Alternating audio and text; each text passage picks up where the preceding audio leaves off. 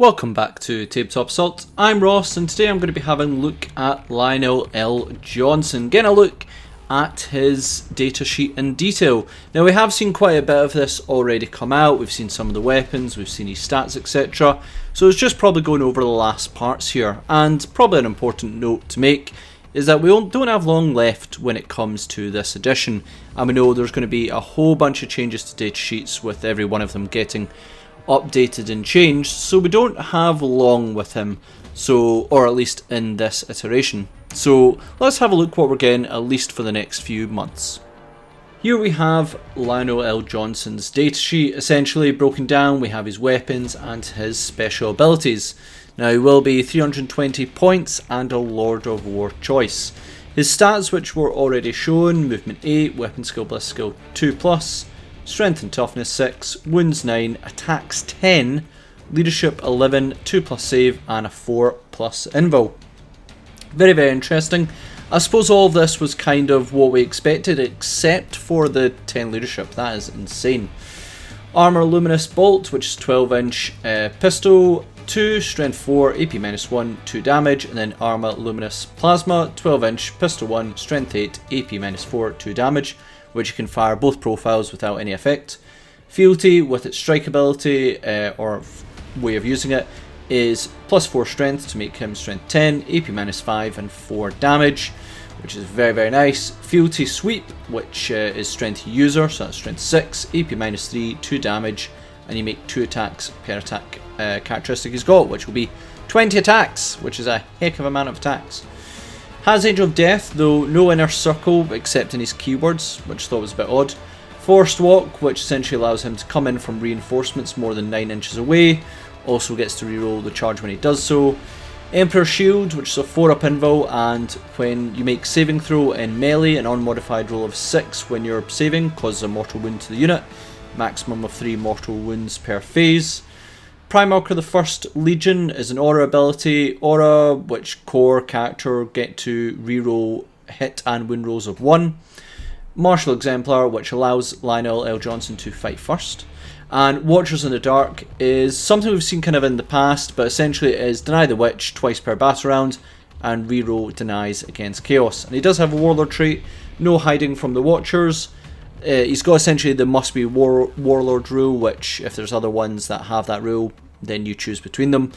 In your opponent's movement phase, select one friendly Dark Angels unit within 9 inches, can heroically intervene if within 6 inches or horizontally or 5 inches vertically of an enemy unit, and they can move 6 inches when they do so. On to my initial thoughts, and when it comes to the model, I think it's great. My personal preference is leaning towards having the helmet on with the wings or the hood. I just think it looks fantastic, and I think this sort of striding pose looks great. Some people are saying it's not great, but I think it's fantastic. Stats are to be expected, though the 10 attacks is much higher than I expected that to be. That was a bit of a surprise, but shows that he is really quite dominant in combat, especially if you compare him to Guilliman, who I think only has 6 attacks, which actually I would probably say is quite low for Guilliman, but correct me if I'm wrong on that one. Weapons Fealty is a great weapon. I do like how Strike is +4 strength, bringing him strength 10, not strength 12. Too many things we see things are just double strength when it comes to these big characters. No, he is still really, really strong when it comes to being strength 10, so that's fantastic. Sweep offers a lot of versatility, 20 attacks essentially, yikes. A bit disappointed in the Emperor Shield, would have preferred it to be more survivable. In essence, I believe Guilliman has a 3-up invul save and can come back after he's been downed once. So this just offers you 3 extra mortal wounds if you make saving rolls of 6s, which is not great. I would have preferred something better, but still, we'll see how that pans out when it comes to the next edition. Armor Luminous I think is also great for extra damage, good wee pistol to add on alongside him.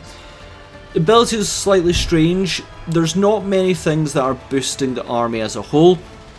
He doesn't offer as many rerolls or extra abilities here and there. A lot of it is towards sort of mobility and getting into combat. He has his ability to come in surprise 9 inches away and get a reroll charge. Don't know how many people would actually be inclined for that. They might actually just prefer him to have a retinue around him and just move across the board and make a real big threat moving that way. but there is the option that he can come in that way as well, and I suppose that's quite good because it means he can come in with Terminators if he wants to. And I think he can't benefit from the reroll himself because there's an aura ability, but the Heroic Intervention on his Warlord trait I do believe he'd benefit from, so that could be really good if during your opponent's phase they get a little bit too close, he could suddenly Heroic Intervene in. That would be excellent. Overall, solid for 320 points, and at 9 wounds, a large protection around him. You know, bully your way up the field, take some Terminators, take some Blade Guard, whatever. Really a bit of dominance in the field I think would be the way to go for myself. Ultimately, we would be waiting for 10th edition to get a bit more stats on that, and if that is the case, I'd really want to see a bit of a rework of the Emperor's Shield. And that's it for my first look at Lionel L. Johnson. Let's face it, not many people are going to actually play with him in this edition. It's going to be 10th edition soon, so there's going to be a whole different rule set for him, along with just about everyone. Well, I suppose actually everyone, because it's all the data sheets getting redone. And I do think it'll be cool though. There'll be many people who do actually get a hand on the model and really want to play with him, especially people in tournaments who really want to show something different. That'll be really cool, and kudos to you guys. That'll be something to mention that you did actually manage to play Lionel Johnson in 9th edition. For me, I think fantastic model.